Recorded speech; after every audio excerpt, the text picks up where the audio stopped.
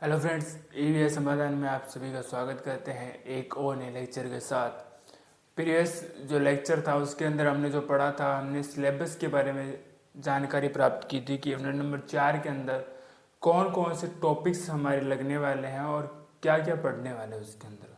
ठीक है, और हमने यूनिट नंबर 3 अच्छे से कवर कर ली थी। यूनिट नंबर 3 के अंदर हमने क्या पढ़ा था, प्रथम संक्रमण श्रेणी के बारे में पढ़ा था, और जिसको हम क्या बोलते हैं, 3D श्रेणी बोलते थे।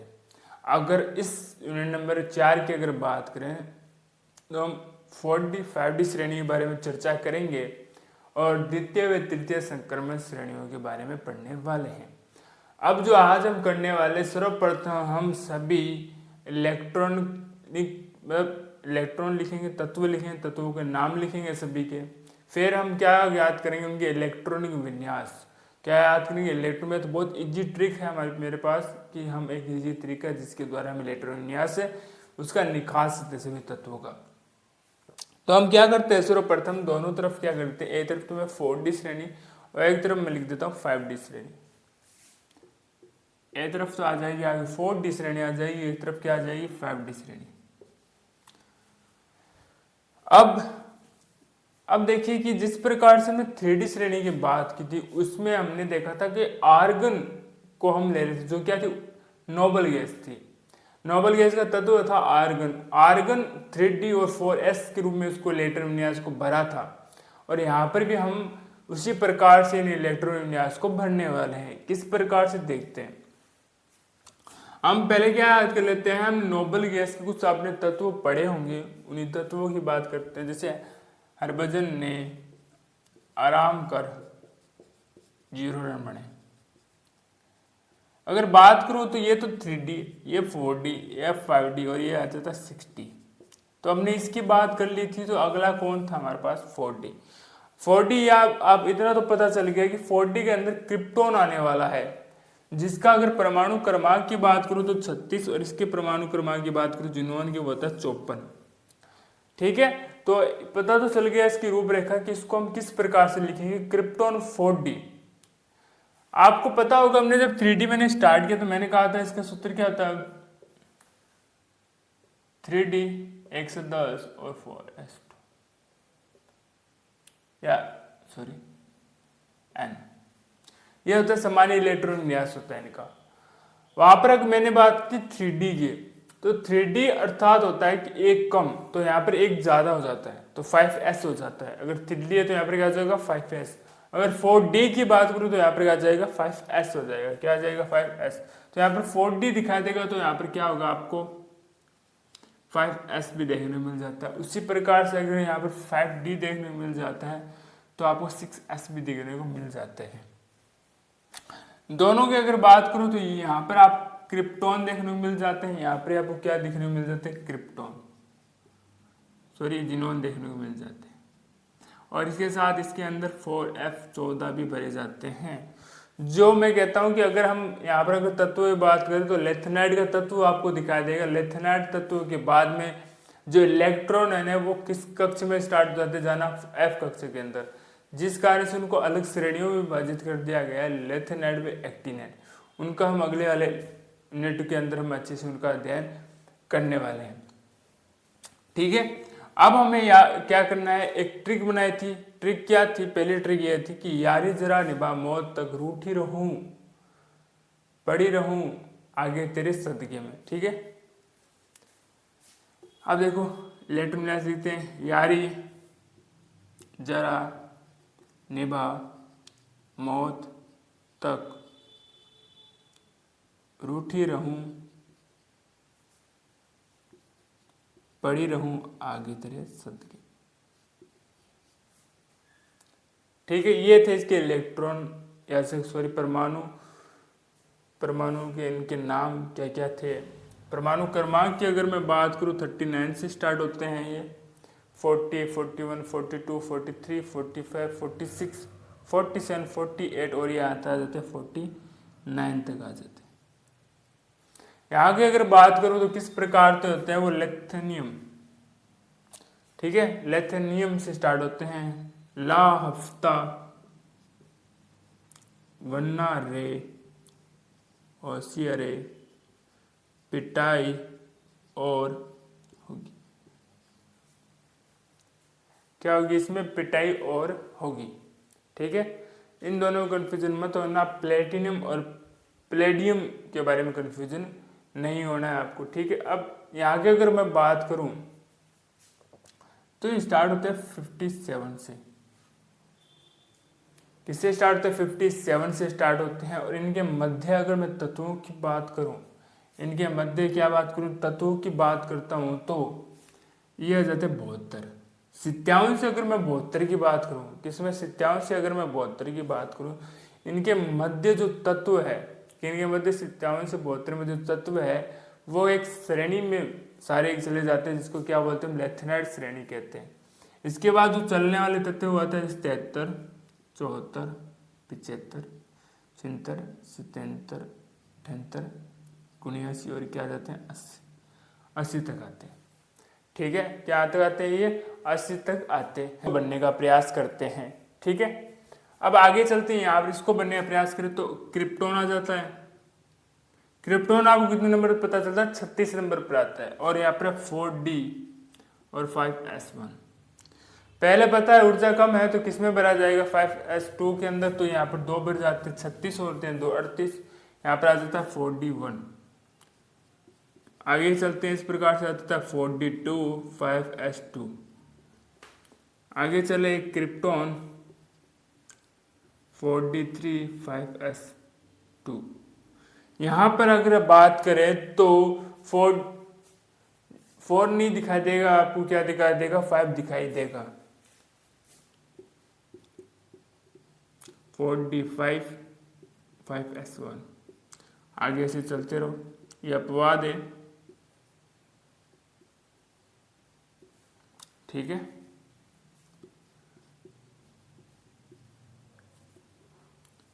फोर डी सिक्स, 5S2,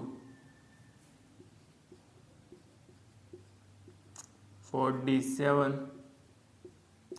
यहाँ पर आपको 2 नहीं दिखा देंगे, एक तो 4D10 और 4D8, 4D9 नहीं दिखा देंगे, क्योंकि वो इलेक्ट्रॉनिक विन्यास बनने के जो नियम है उनका पालन नहीं करते हुए दिखाई देते हैं। तो आपको क्या दिखा देंगे, यहाँ पर 4D10, यहाँ पर भी 4D10, और यहाँ पर भी अगर मैं बात करूँ तो क्या दिखाते हैं, 4D10। यहाँ पर भी क्या दिखाते हैं, 4D10, 4D10। अब यहाँ के हिसाब से बन लेते हैं। तो पहले की मैं बात करूँ तो इसके अंदर 0, इसके अंदर 1 और इसके अंदर क्या आ जाता है, 2 आ जाता है। ये आपको 3 के 3 अपवाद देखने को मिल जाते हैं। 47, 48, 49 आपको क्या देखने को मिल जाते हैं, अपवाद देखने को मिल जाते हैं। ये किसको सूचित करता है, अपवाद को। यहाँ की अगर मैं बात करता हूँ, यहाँ पर हार्मोनियम से हम क्या करते हैं, इलेक्ट्रॉन विन्यास बनने के आरंभ करते, स्टार्ट करते हैं। जिनोन 4F14, 5D और 6S। अब देखिए जो जिनोन है वो आता है 54 पर, और इसको जब 14 को और ऐड कर जाते हैं, टोटल हो जाते हैं हमारे पास 68। और अगर मैं इसमें भी भर दूँ तो आ जाता है 70, और यहाँ तक 72। ठीक है, ये कुछ चलता ही रहता है। केवल याद आपको एक रखना है कि इसके अंदर क्या नहीं आएगा, आपके पास 3D8 नहीं आएगा। क्या नहीं आएगा, 3D8 नहीं आएगा, सॉरी 5D8 नहीं आएगा। बाकी सामान्य इलेक्ट्रॉन विन्यास जैसे बढ़ते हैं उसी के अनुसार बढ़ने वाले हैं।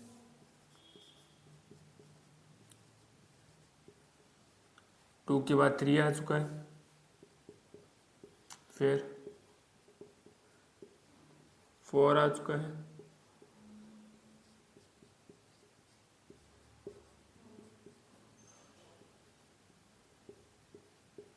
ठीक है।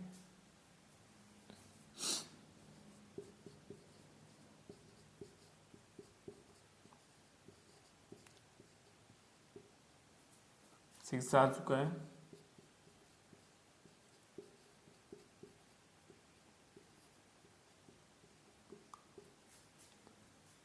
मैंने कहा था आपको क्या नहीं आएगा, 8 नहीं आएगा यहाँ पर।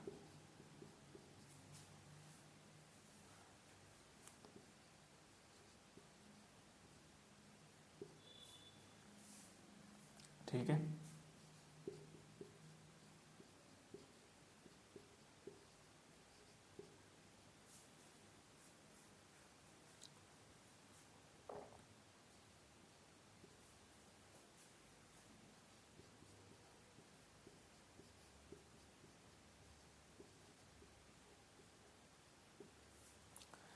या तो कुछ इस प्रकार से इनके इलेक्ट्रॉन विन्यास आपको देखने मिल जाते हैं। 3 अपवाद है आपको लास्ट के अंदर ही देखने को मिल जाते हैं। क्या मिल जाते हैं आपको लास्ट के अंदर ही इनके 3 अपवाद देखने को मिल जाते हैं। यहाँ अपवादों संख्या बात करें तो अपवाद हो जाते हैं 4। मैं थोड़े अपवादों के बारे में बात करने वाला हूँ। जैसे 3D की अगर मैं बात कर रहा था तो वहाँ पर सिंपल सा रूल यह था कि जो अपवाद आपको देखने को मिल जाते थे वो अर्धभरित, पूर्ण भरित या कोई खाली है तत्व है तो उसके कारण अपवाद देखने को मिल जाते थे। पर 4D और 5D की बात करूँ तो पर ऐसा नहीं होता है। आप देखोगे कंडीशनों को इनको अर्धभरित व पूर्ण भरित के आधार पर हम इनको विभाजित नहीं कर सकते, अपवादों को परिभाषित नहीं कर सकते हैं। इनको परिभाषित जो करना होता है वो हमें कुछ गुण हैं, जैसे इलेक्ट्रॉन में प्रतिकर्षण, परिरक्षण, प्रभाव हो जाता है, त्रिज्याएं हो जाती है, लेथेनाइड भी है बीच में आ जाता था। तो उनके कारण आकार है इनका, विभिन्न कारण होते हैं जिनके द्वारा इनको हम परिभाषित कर सकते हैं। इनको केवल हम अर्धभरित, पूर्ण भरित या खाली जो कक्ष है उसके आधार पर परिभाषित नहीं कर सकते हैं। अब हम जो बात करने वाले हैं, क्या बात करेंगे इनके धात्विक गुण की।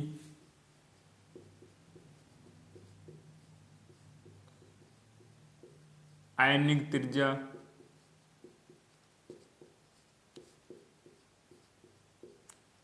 परिरक्षण प्रभाव,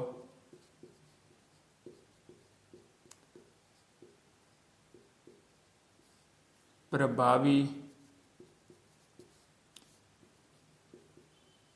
आवेग, आकर्षण बल,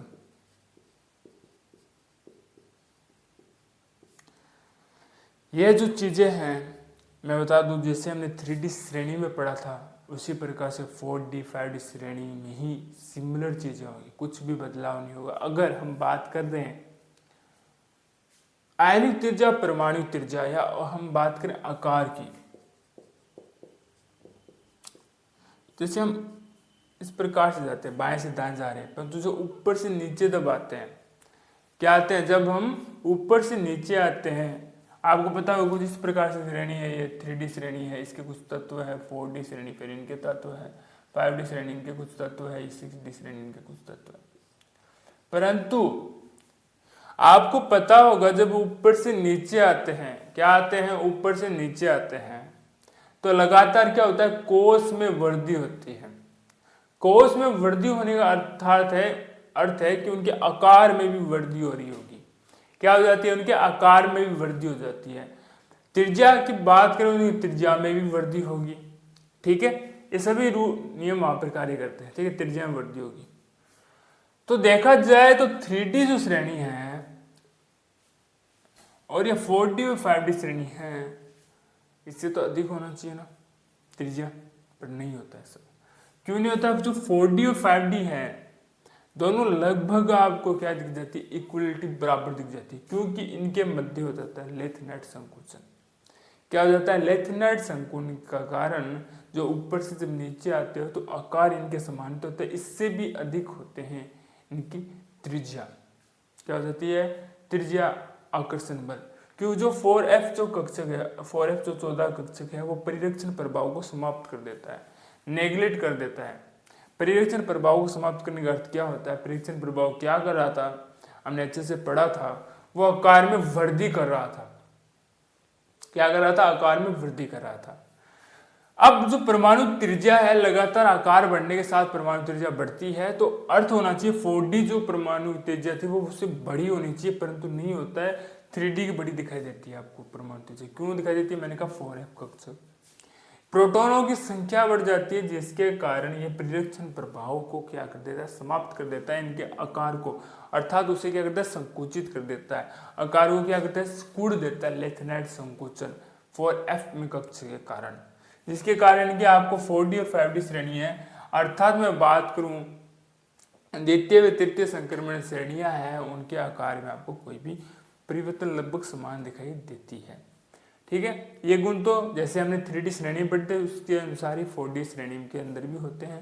परिवर्तनशील ऑक्सीकरण अवस्थाएं दर्शाते हैं। इसके बाद जो पढ़ने वाले हैं कुछ ऑक्सीकरण अवस्थाओं के बारे में पढ़ेंगे, कुछ और बातें हैं। ठीक है, एक बार इतना आप नोट डाउन कर लीजिए। अब जो फ्रेंड्स हम बात करने वाले हैं इसकी हम बात करेंगे घनत्व की। क्या बात करने वाले हैं इसमें? घनत्व की बात करने वाले हैं। जब आप इसमें घनत्व की जब बात करते हैं, किसकी बात करते हैं? डेंसिटी अर्थात घनत्व की जब बात करते हैं तो फॉर्मूला आपको याद रखना होगा।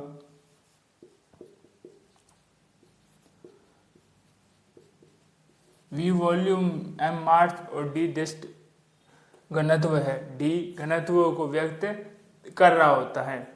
जब हम इसकी बात करते हैं, इस संक्रमण श्रेणी की बात करते हैं, इसका घनत्व सबसे अधिक होता है अर्थात उच्च होता है।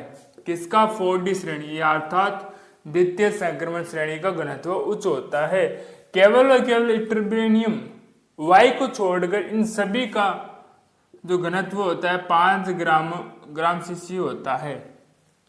5 ग्राम सीसी होता है। अगर मैं यहाँ पर अगर बात करूं OS और इंडिनियम की बात करूं, ये जो इनके घनत्वों को मैं अगर लूं और एक फुटबॉल के आकार की एक संरचना बनाऊं तो उसका कितना होगा?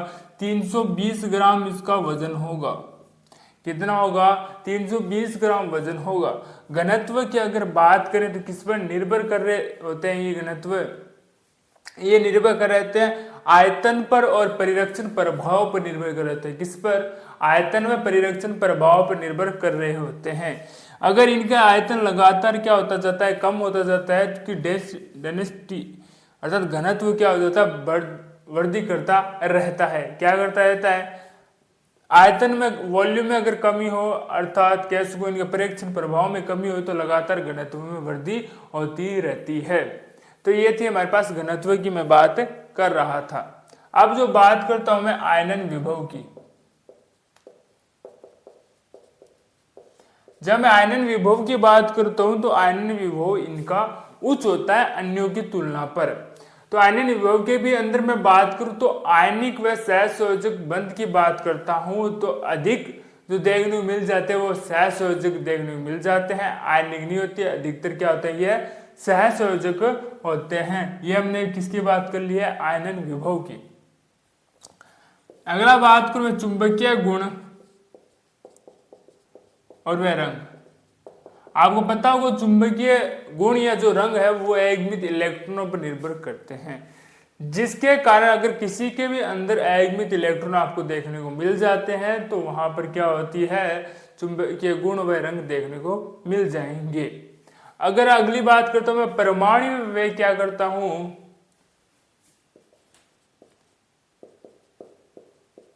परमाणविक व आयनिक त्रिज्याओं की मैं अगर बात करता हूं तो देखिए जैसे जैसे क्या होगा कि मैं ना इटरबेनियम से जैसे नीचे जाता हूं, कहां तक? आरयू तक। कहां तक जाता हूं? आरयू तक जाता हूं। लगातार क्या होता रहता है? त्रिज्याओं में लगातार कमी होती रहती है। फिर लगभग मैं मानता हूं इसको 1.9 के करीब इनकी त्रिज्या की बात करता हूं मैं। फिर क्या होता है? 1.9 की त्रिज्या होती है ना, उससे बाद में क्या हो जाती है? वृद्धि हो जाती है। जैसे 31 हो गई है, यहाँ पर 34 हो गई है और यहाँ पर 1.4। इस प्रकार से क्या हो जाती है? इनकी त्रिज्याएं आपको वृद्धि करती हुई दिखाई देती है। क्या होती है? इनकी त्रिज्याएं इस क्रम में क्या हो जाती है? वृद्धि करती हुई दिखाई देती है। अगर PD, RH, HAG और CD की बात करता हूं तो लगातार क्या हो जाती है? इनकी वृद्धि होती दिखाई देती है और जब तो नीचे तक आते हैं कमी होती हुई दिखाई देती है। बात करता हूं यहां तक, यहां पर IR तक की बात करो, लगातार त्रिज्याओं में कमी होगी। क्या होगी? त्रिज्याओं में यहां पर कमी होती है और IR से जब हम आगे बढ़ते हैं तो त्रिज्याओं में पुनः क्या हो जाती है? इनकी वृद्धि होती दिखाई देती है। क्या हो जाती है? इन्हें पुनः वृद्धि होती दिखाई देती है। ठीक है, अब इसके अलावा हम बात करते हैं परमाणु व आयनिक त्रिज्याओं की। मैंने आकारों की बात की थी। 2D व 3D श्रेणी, 3D, 4D और 5D श्रेणी की बात करूं तो 3D व 4D श्रेणी द्वितीयक और प्रथम संक्रमण श्रेणियों में आपको अंतर अधिक दिखाई नहीं देते हैं। द्वितीय श्रेणी के आकार में ज्यादा परिवर्तन नहीं दिखाई देता, क्योंकि इनमें क्या हो जाते हैं, आपको एफ कोष भरे हुए दिखाई देते हैं। क्या दिखाई देते हैं? एफ कोष भरे हुए दिखाई देते हैं। लेथनाइट संकुचन होता हुआ दिखाई देता है, जिसके कारण इनकी ऊपर से नीचे आने पर परमाणु त्रिज्याओं में कुछ वृद्धि नहीं होती, लगभग क्या होते हैं, एक समान दिखाई देते हैं। ठीक है, इसके बाद में हम क्या पढ़ने, इनके ऑक्सीकरण अवस्थाओं के बारे में पढ़ने वाले हैं। अब जो हम बात करने वाले हैं वो सबसे इंपॉर्टेंट है इनके ऑक्सीकरण अवस्था के। जितने भी पढ़े थे वो आपने 3D अर्थात प्रथम संक्रमण श्रेणियों में लगातार इनके गुणों के बारे में पढ़ लिया होगा। इसमें जो सेकंड टॉपिक है जो मोस्ट है, पहला इलेक्ट्रॉन विन्यास आपको अच्छे से आना चाहिए, दूसरा है घनत्व, घनत्व आपको समझ में आएगा, त्रिज्याओं का क्रम मैंने बता दिया आपको, तीसरा जो अंतिम जो इसमें आखिरी टॉपिक हुआ ऑक्सीकरण अवस्थाएं। क्या है ऑक्सीकरण अवस्थाएं? और जो त्रिविम रसायन है, जिस प्रकार से हमने 3D के अंदर पढ़ा था उसी प्रकार से आप 4D के और 5D के अंदर पढ़ सकते हो, सिमिलर है, कुछ चेंज नहीं है। अब हम बात करते हैं इसके ऑक्सीकरण अवस्था की। जब ऑक्सीकरण अवस्था की बात करते हैं, पहले लिख लेते हैं इनके तत्वों को। क्या लिखना आवश्यक है? इनके तत्वों को लिखना आवश्यक है। यारी जरा नेवा मौत तक रूठी रहूं पड़ी आगे सत्य की। ठीक है, अब जब इनके हम ऑक्सीकरण अवस्था की बात कर रहे होते हैं तो एक चीज याद रखना, जो टीसी है वो थोड़ा सा अलग है। बस मैं याद करना, आपको लगातार ऑक्सीकरण अवस्था भी याद करवा दूं, थोड़ा सा अलग है। किस प्रकार से? यह है वो कुछ ऑक्सीकरण अवस्था +3 +4 और +7 दर्शाता देखने को मिल जाता है। क्या मिल जाता है? +2 +4 और +7 देखने को मिल जाता है। इसकी CD की बात करें, कैडमियम की कोई ऑक्सीकरण अवस्था दर्शाई नहीं गई है, और इसकी He की बात करें तो +1 व +2 आपको ऑक्सीकरण दिखाता मिलता है। केवल Hg ही ऐसा एक तत्व है जो +1 ऑक्सीकरण अवस्थाएं दर्शाता है। फिर हम की बात करें, एटेनियम ऐसा है जो केवल +3 ऑक्सीकरण दर्शाता है। फिर हम आगे बढ़ते थोड़े, तो +3 व +4 यहाँ पर भी दिखाई मिलता है आपको ऑक्सीकरण अवस्थाएं। तो यहाँ तक आप देखोगे केवल और केवल +3 +4 अर्थात 3 इसमें कॉमन है जो अधिकतम ऑक्सीकरण अवस्था दर्शा देते हैं। निवेडियम की बात करें, यहाँ से +2 स्टार्ट हो जाता है, फिर 3 फिर 4 और यहाँ पर 5। यहाँ पर अगर बात करोगे 2 3 4 5 और ये पुनः 6। यहाँ तक हमने पढ़ लिया, 7 तक आ चुके हैं। फिर हम पुनः थोड़ा और आगे बढ़ते हैं, 2 3 4 5 और ये 6। फिर यहाँ पर बात करते हैं +2 3 4, यहाँ पर 5 नहीं आकर वापस 6 आता है, 2 3 और यहाँ पर आ जाते हैं पुनः 4। ठीक है, ये क्या दर्शाते हैं? कुछ ऑक्सीकरण अवस्थाएं कुछ इस प्रकार से दर्शाते हुए आपको मिलते हैं।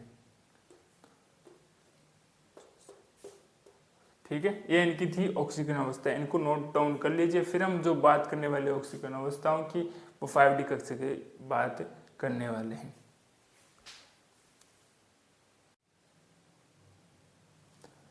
अब हम जो बात करने वाले हैं, ये तो हमने किसकी बात की थी? 4D की बात की थी। अब हम किसकी बात करेंगे? ऑक्सीकरण अवस्था की 5D की बात करने वाले। पहले लिख लेते तत्व।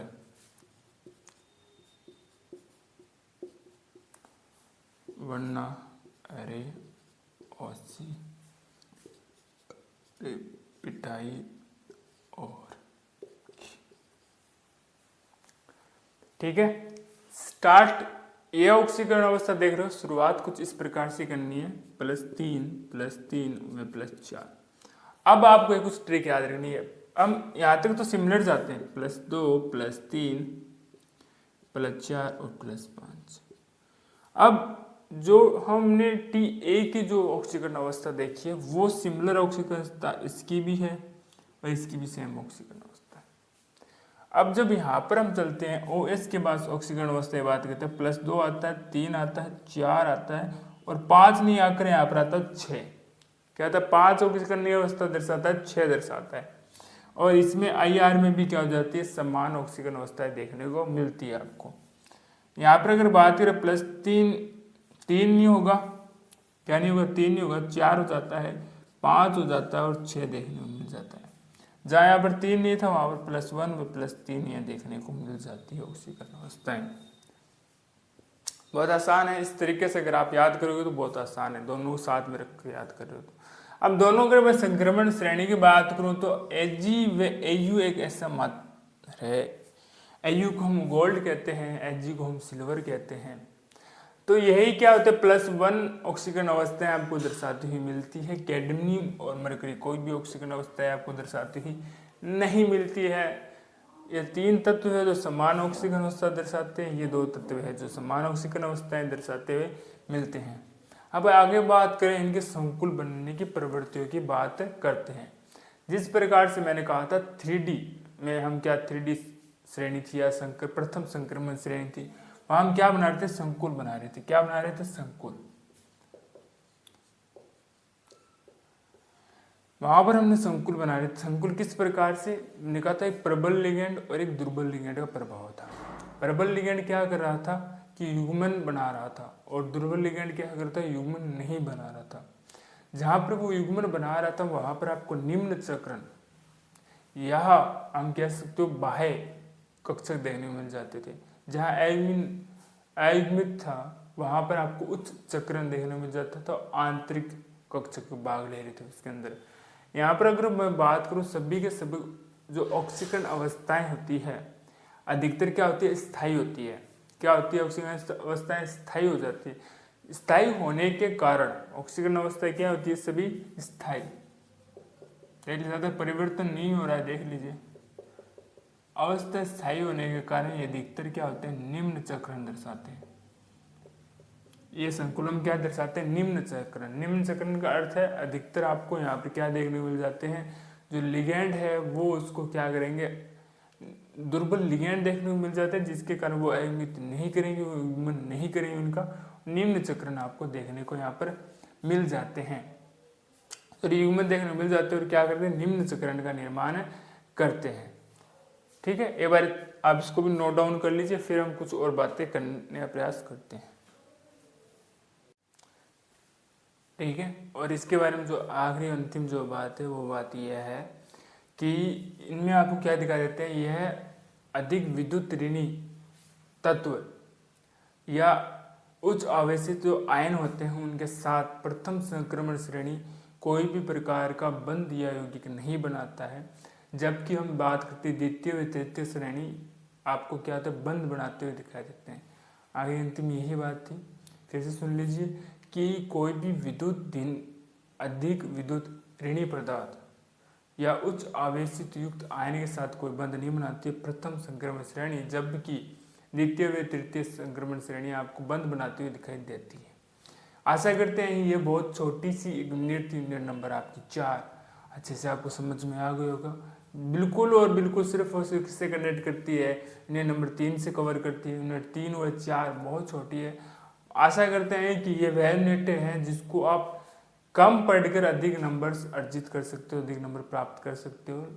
बस बात शर्त इतनी है कि आप कितना रिवीजन करते हो, आपको चीज़ें कितनी अच्छे से समझ में आई होगी। ठीक है, इसमें 3 ही चीज़ें इंपॉर्टेंट थी। पहला इलेक्ट्रॉनिक विन्यास इनका, दूसरा हम बात करते हैं घनत्व, तीसरी थी ऑक्सीकरण अवस्थाएं। इन चीज़ों को आप कवर कर लीजिए तो यूनिट आसानी से आपको कवर हो जाएगी। मिलते हैं आपको एक और इस पेपर की अंतिम यूनिट, यूनिट नंबर 5 जो लेथेनाइड व एक्टिनाइडो से ही कनेक्ट होगी, जिसको हम एक और नाम है जिसका एफ ब्लॉक बोलते हैं। उस यूनिट में आपको मिलते हैं। लगातार रिवीजन करते रहिए। फिर भी कोई मन में डाउट्स है आपके समझने के बाद भी इतने, तो कमेंट्स बॉक्स में लिख दीजिए। आने वाली क्लास में उसको सोल्यूशन जरूर दिया जाएगा। मिलते हैं एक और नए लेक्चर में। धन्यवाद।